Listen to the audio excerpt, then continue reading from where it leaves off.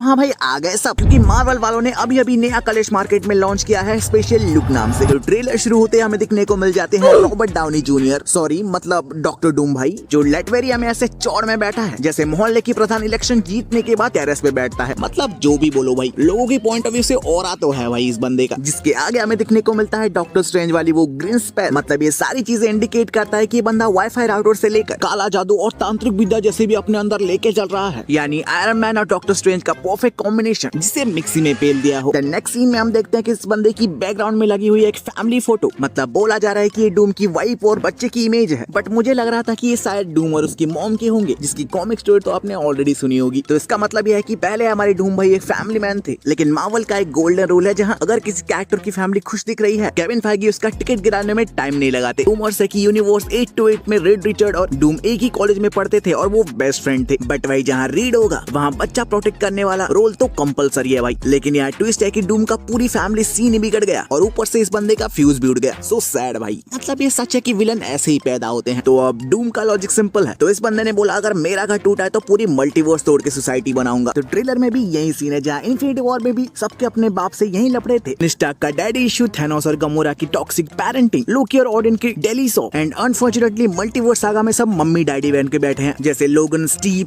Thor, Scotland, सबका एक ही scene है। और इन दिस सिचुएशन हमारी डूम भाई मार्केट में घूम रहा है बच्चे को किडनैप करने के लिए, जिससे ये बंदा डॉक्टर डूम को मोहल्ले की बच्चे चोर ज्यादा लग रहा है। कट टू नेक्स्ट सीन, जहाँ फैंटास्टिक फोर अचानक और 616 पे टपक पड़े हैं, जिसे आपने ऑलरेडी थंडरबोल्ट की क्रेडिट सीन में देखा होगा। और ये लोग कहाँ पहुँचते हैं? सीधा एवेंजर्स की टावर में। भाई ये बोलने में भी कितना अजीब लग रहा है यार। एंड वी नो कि ये लोग सारे मिलकर डूम के बारे में ही बात कर रहे हैं, जैसे पहले ये बंदा अच्छा था बट ये सबकी फाड़ने आ रहा है।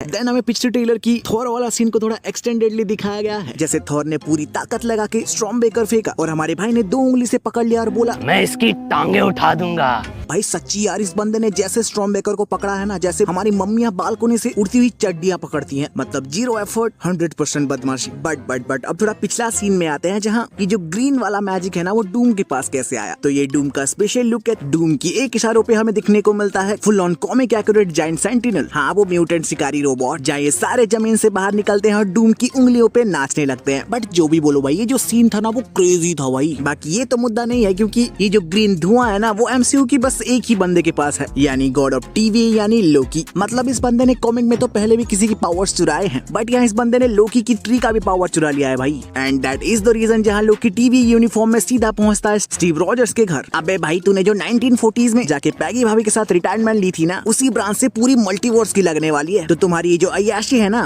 इसके चक्कर में पूरी दुनिया की लगेगी। द नेक्स्ट सीन में डूम बैकग्राउंड में बोलता है कि भाई तुम लोगों ने टाइमलाइन के साथ जो छेड़छाड़ी की और जो रंगरलियां मचाई है ना, तो बिल भरने का टाइम आ चुका है। और एंड में बोलता है in time you will learn to forgive me. हाँ भाई पूरी मल्टीवर्स की ऐसे तैसे करके सबकी बच्चों की एनर्जी सोर्स को चुरा के ये बंदा बोल रहा है फॉरगिव मी। ऐसे दोस्त से तो दुश्मन अच्छे होते हैं, जो पहले ही बोल देते हैं कि चल भाई लड़ते हैं। तो भाई तुम्हें क्या लगता है डॉक्टर डूम को पहले चप्पल कौन मारेगा, थॉर या रेड रिचर्ड? तो जाके कमेंट में चिपका दो और वीडियो को लाइक मारो, वरना डॉक्टर डूम तुम्हारे एरिया की भी टाइमलाइन को उड़ा देगा और बोलेगा सॉरी। खैर stay tuned for next video.